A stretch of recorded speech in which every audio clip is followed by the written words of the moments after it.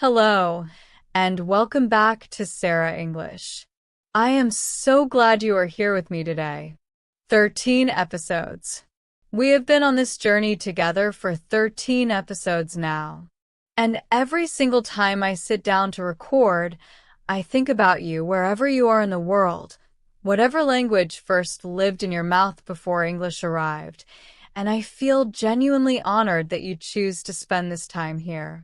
Today I want to talk about someone who I believe is one of the most important people in the history of the English language. Not a novelist, not a poet, not a professor. A girl who was born in a small town in Mississippi, in the southern United States, in 1954. A girl who grew up in poverty, so deep she wore dresses made of potato sacks. A girl who survived things that would have broken most people before they even found the door. And that girl, through nothing but the power of her own voice, her own words, her own willingness to speak honestly in a language she made entirely her own, became one of the most influential human beings of the 20th and 21st centuries. Her name is Oprah Winfrey. And today, her story is going to teach you something profound, not just about English, about what language can do when you use it with your whole heart. So let us begin. Part 1. Who is Oprah Winfrey? Oprah Gail Winfrey was born on January 29, 1954, in Kosciuszko, Mississippi. Her early life was defined by hardship that most people cannot imagine. She was raised in extreme poverty, first by her grandmother on a rural farm, then by her mother in Milwaukee, Wisconsin. She experienced abuse. She lost a baby as a teenager. She faced every obstacle that America in the 1950s and 1960s could place in the path of a young black girl from the South. And yet, by the time she was 19 years old, she was co-anchoring the local news in Nashville. By 32, her nationally syndicated talk show had debuted in Chicago, and within a year, it had become the highest-rated talk show in the history of American television. The Oprah Winfrey Show ran for 25 years. 25 years. During that time, Oprah interviewed presidents and prisoners, celebrities and survivors, scientists and saints. She made books bestsellers overnight with a single recommendation. She launched the careers of people like Dr. Oz and Dr. Phil. She created a media empire that included a television network, a magazine, a production company, and a philanthropic foundation that has changed millions of lives around the world. She became the first African-American female billionaire. She was named the most powerful woman in entertainment. And she has been called by more than one serious observer the most influential private citizen in the United States. How? Through words, through conversation, through the extraordinary ability to sit across from another human being and make them feel so completely seen, so completely heard, so completely understood that they told her things they had never told anyone. That is not a media skill.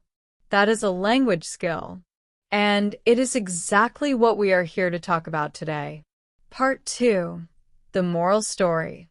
The girl with the loudest silence. Before we go deeper into Oprah's journey, I want to share a story with you. A short story. A story about a girl who discovered that the most powerful thing she owned was the thing she had been told to hide. Once, in a small village at the edge of a wide river, there lived a girl named Afia. Afia was known throughout the village for one thing, her silence. She never raised her hand in school. She never spoke at the market. She never joined the conversations that ran long into the evenings on the steps outside the meeting house. But the truth was, Afia was not quiet because she had nothing to say. She was quiet because she had too much to say, and she was afraid that once she started, she would not know how to stop.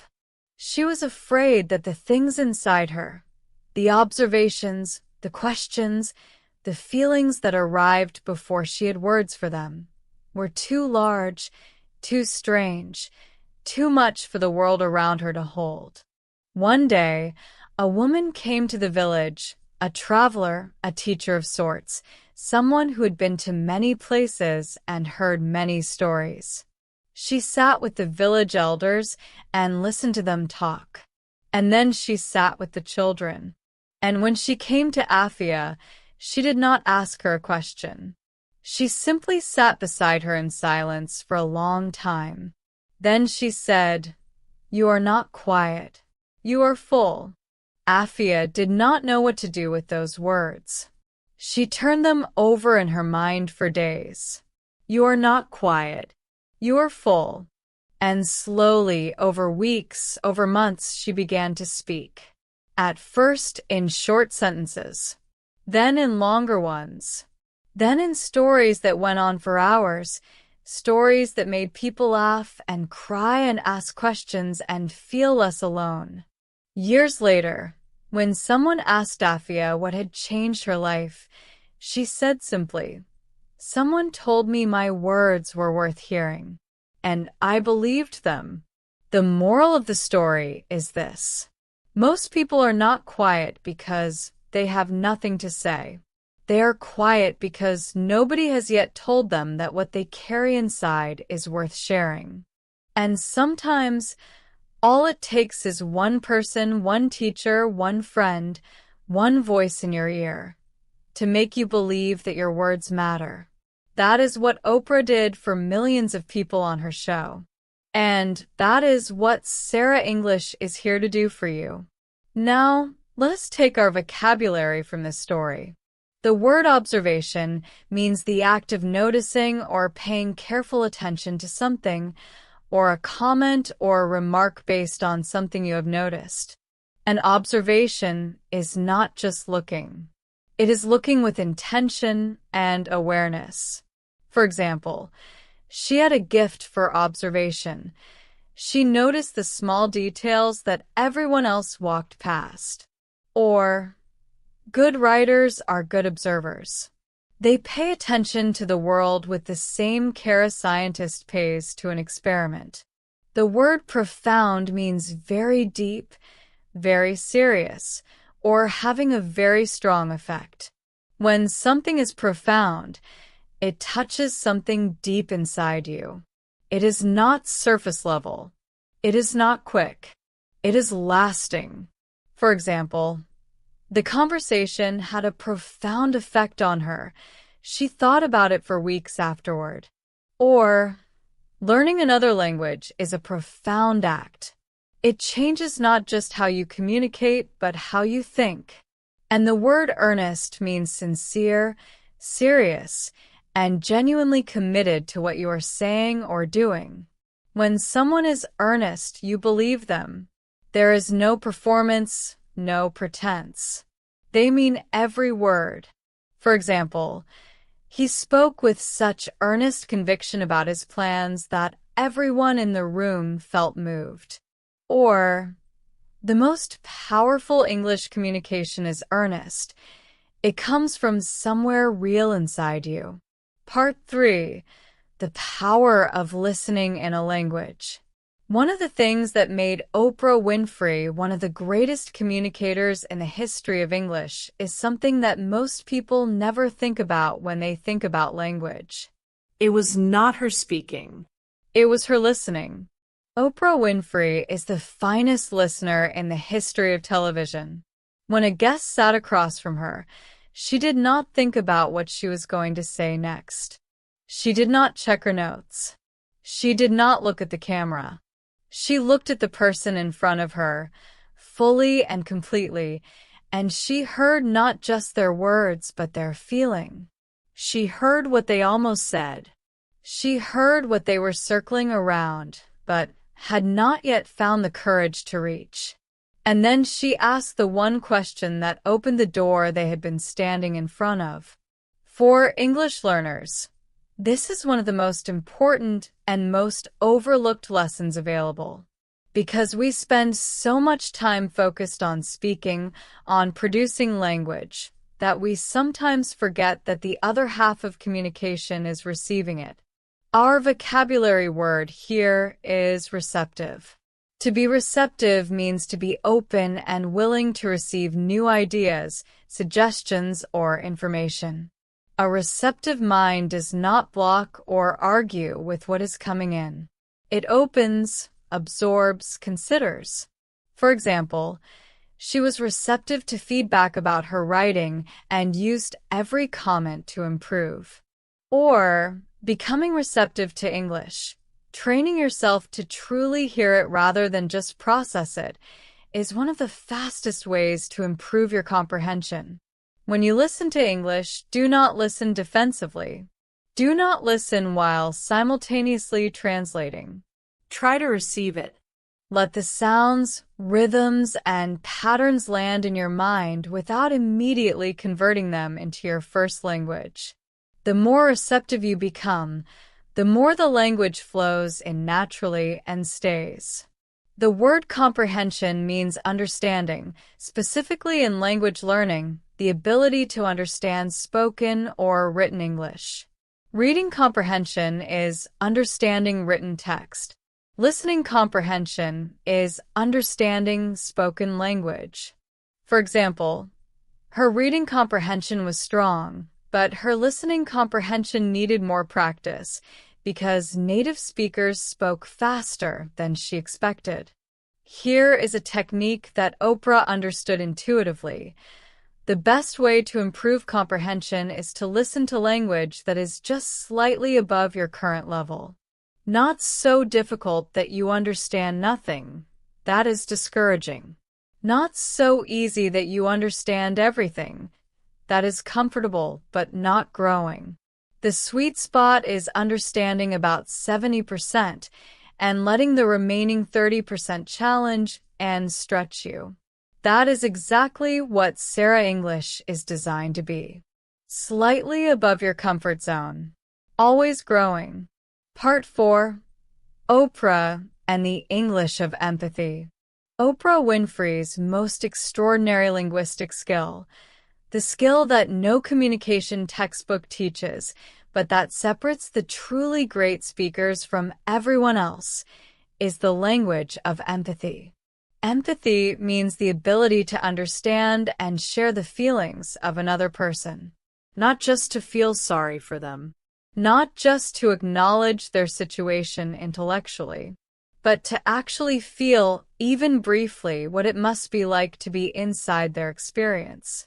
And in English, empathy has its own vocabulary, a set of words and phrases that, when used genuinely, create an immediate sense of connection between speaker and listener.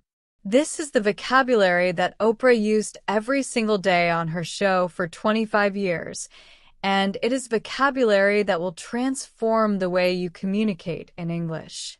Our first word is validate. To validate someone means to recognize and affirm the legitimacy of their feelings or experiences. When you validate someone, you are saying, what you feel is real. It makes sense. You are not overreacting. You are not weak. Your experience is legitimate. For example, she felt so much better after the conversation. He had truly validated her concerns rather than dismissing them.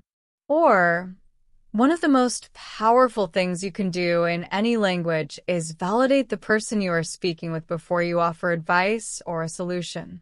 The word vulnerable, which we touched on in episode 9, means open to emotional hurt or exposure.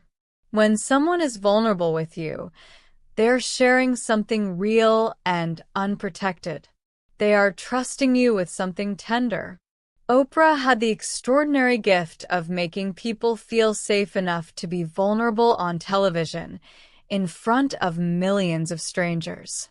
She did this through consistency, warmth, and the absolute absence of judgment in her listening.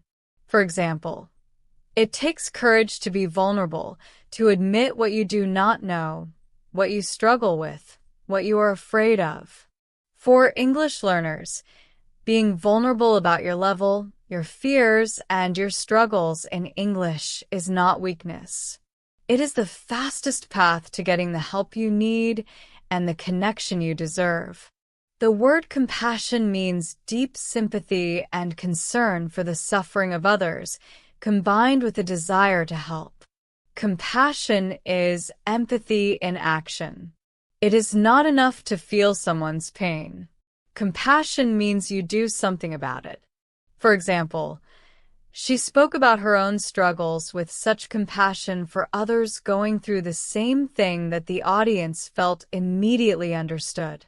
Or, language learning communities grow stronger when there is compassion, when experienced speakers support beginners without condescension.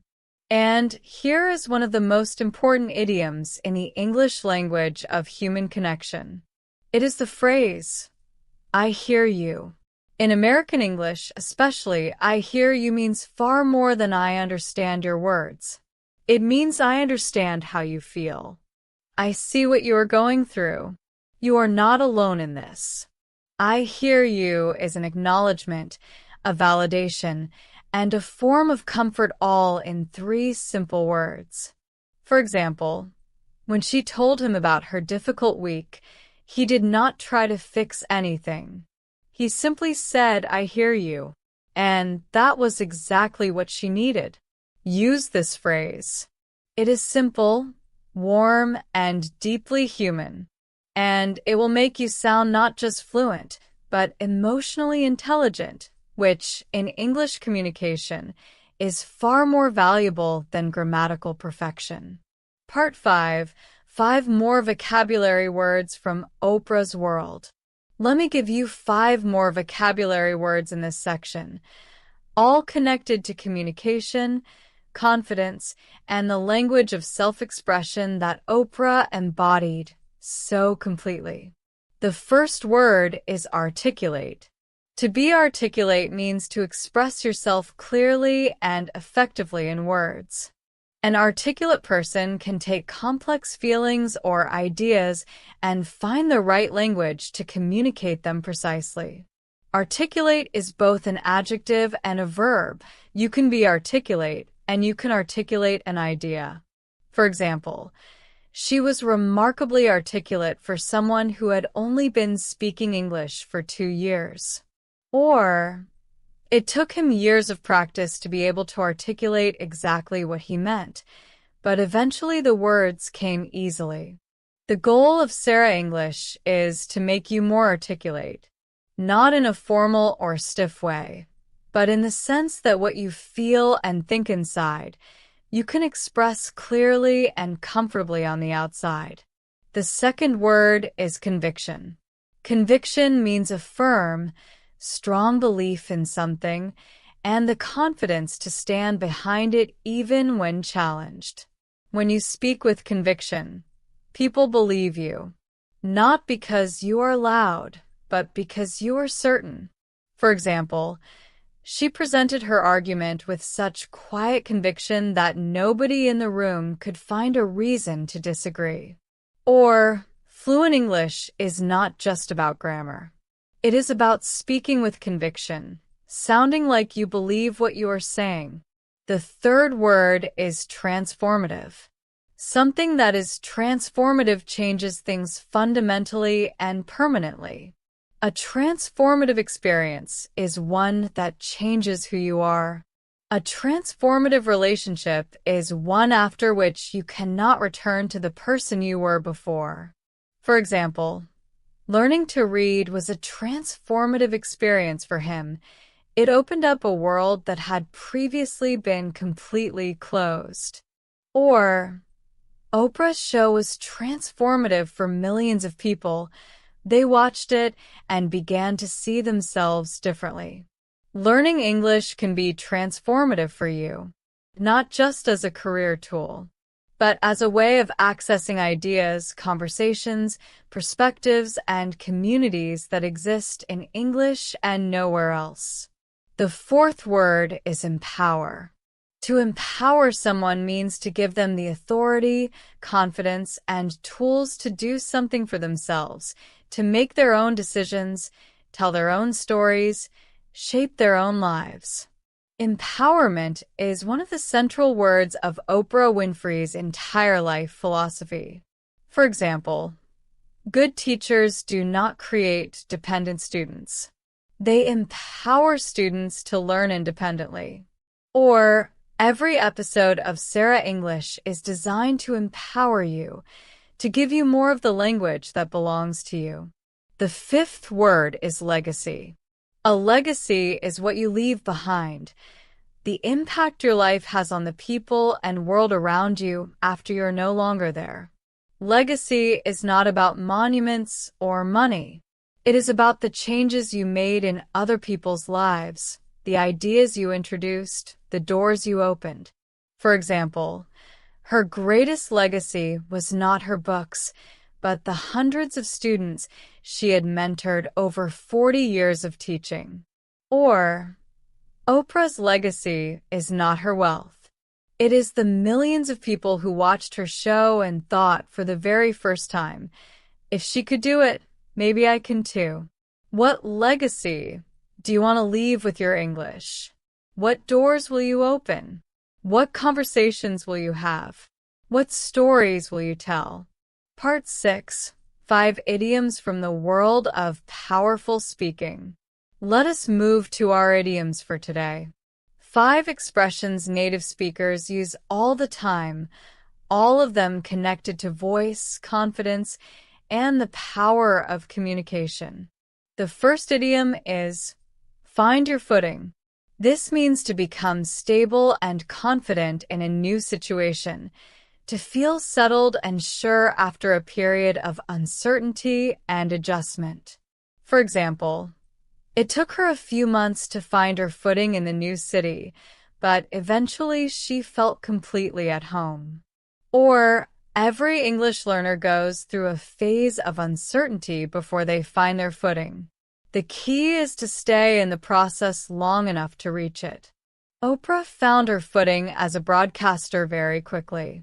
But before that, in her childhood, in her early career, in her first years on national television, there were years of adjustment, of learning, of not yet knowing exactly where her feet were. The second idiom is speak from the heart. This means to say something with complete sincerity and genuine emotion, not from a script, not from a performance, but from the truest part of yourself. For example, her speech at the ceremony was moving because she clearly spoke from the heart, no notes, no prepared remarks, just honesty. Or, the most memorable English you will ever speak will be the English you speak from the heart. Your best language does not come from memorization. It comes from meaning. The third idiom is make your voice heard. This means to express your opinion or your experience in a way that is noticed and taken seriously, to ensure that you are not invisible, not silenced, not overlooked. For example, she used every opportunity to make her voice heard on issues that mattered to her community. Or, learning English is, for many people, a way of making their voice heard on a larger stage, of participating in conversations that shape the world. Oprah spent her entire career making her voice heard and helping others make their voices heard too. Every guest she ever put on her stage was someone whose story deserved to be heard, and she made sure it was. The fourth idiom is strike a chord. When something strikes a chord, it resonates deeply with people. It connects with something they already feel but have not yet found words for. For example, her speech at the conference struck a chord with everyone in the room. Several people were visibly moved. Or, when Oprah talked about her childhood on television, She struck a chord with millions of viewers who had never seen their own experience reflected back to them from a screen before. For English learners, when you find a piece of English content, a podcast, a book, a song, a speech that strikes a chord with you, dive into it. Let it become part of your learning. Language that moves you is language that stays with you. The fifth idiom is leave no stone unturned. This means to try every possible option or explore every possible solution in order to find what you are looking for or to achieve your goal. When you leave no stone unturned, you are thorough, determined, and completely committed to finding the answer. For example, she left no stone unturned in her search for the right English teacher. She tried online classes, conversation groups, podcasts, and language exchange apps until she found what worked. Or, Oprah left no stone unturned in her efforts to build her career. Every door that closed was followed by a window she found and climbed through. For your English, leave no stone unturned. Try every method. Read in English. Listen in English. Watch in English. Speak in English. Write in English. Find the formats that work for your brain and use them without apology. Part 7. The language of storytelling.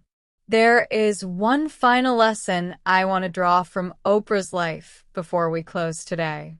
And it is perhaps the most important of all. Oprah Winfrey built everything, the show, the network, the magazine, the movement, on one single foundation. Story. Every episode of The Oprah Winfrey Show was a story.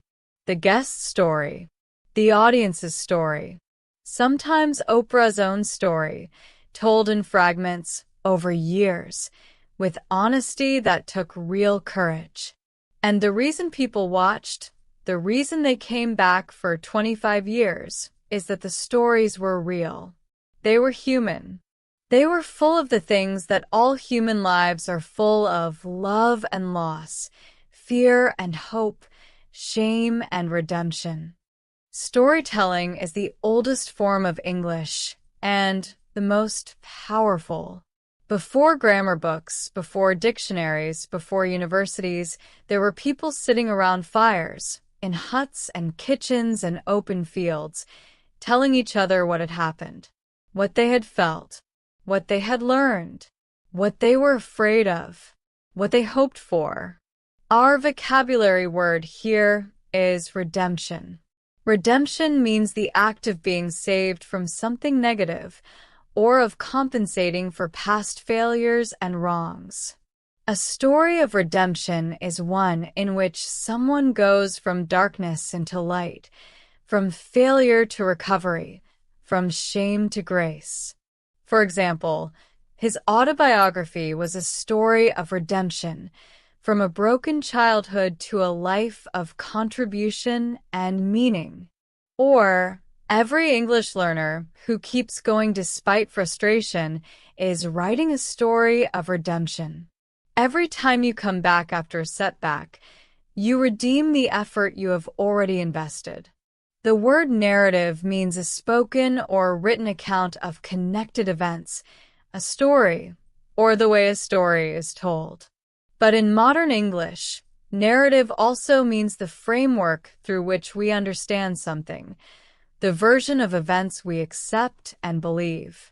For example, she changed the narrative around failure in the classroom by celebrating effort rather than only results. Or, your English journey has a narrative. You are the one writing it. Make it a good one. And the word resonate means to have a particular meaning or to feel significant to someone, to connect deeply with their own experience or beliefs. For example, his words resonated with her long after the conversation was over. Or, SERA English resonates with learners who want more than grammar drills, who want to be moved, inspired, and taught through stories that feel like life. Part 8. Review and close. We have had a deep and rich episode today. Let me bring everything together for you. Our vocabulary words for episode 13 were observation, the act of noticing carefully, or a remark based on what you have noticed. Profound, very deep, serious, and having a strong lasting effect.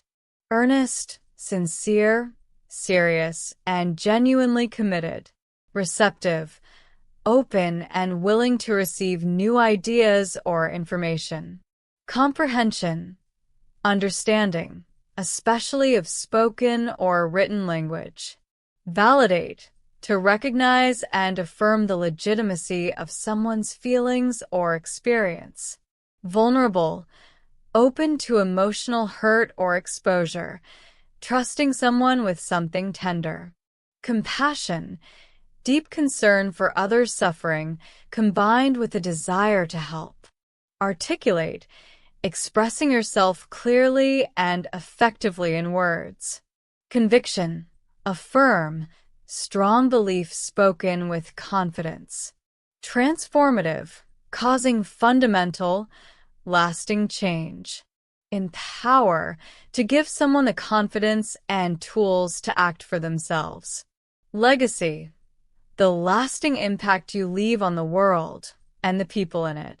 Redemption, being saved from something negative, compensating for past failures.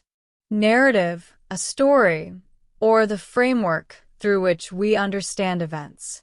Resonate, to connect deeply with someone's experience or feelings.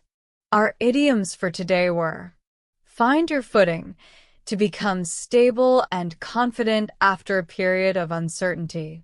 Speak from the heart, to speak with complete sincerity and genuine emotion. Make your voice heard, to express yourself in a way that is noticed and taken seriously.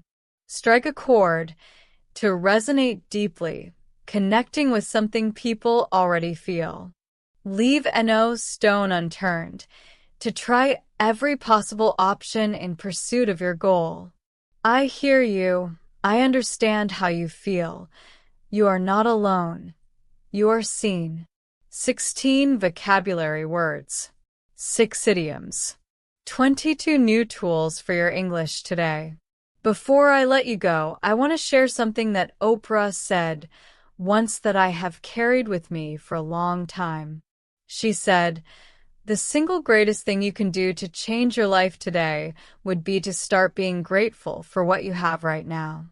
I want to offer you a version of that for your English journey. The single greatest thing you can do for your English today is to be grateful for what you already have. For every word you already know. For every sentence you can already form. For every conversation you have already managed in a language that is not your first. You have already done so much. And you're still here, still learning, still pressing play. Oprah Winfrey started with nothing. A potato sack dress and a voice that the world had not yet heard. And she built everything through the disciplined, courageous, daily practice of using words to connect with other human beings. You have that same tool. You have a voice. You have a story. And you have a language, growing richer and more powerful with every episode. Make your voice heard. Speak from the heart. Leave no stone unturned. And I will see you in episode 14. This has been SERA English. Thank you so much from the bottom of my heart for being here with me today.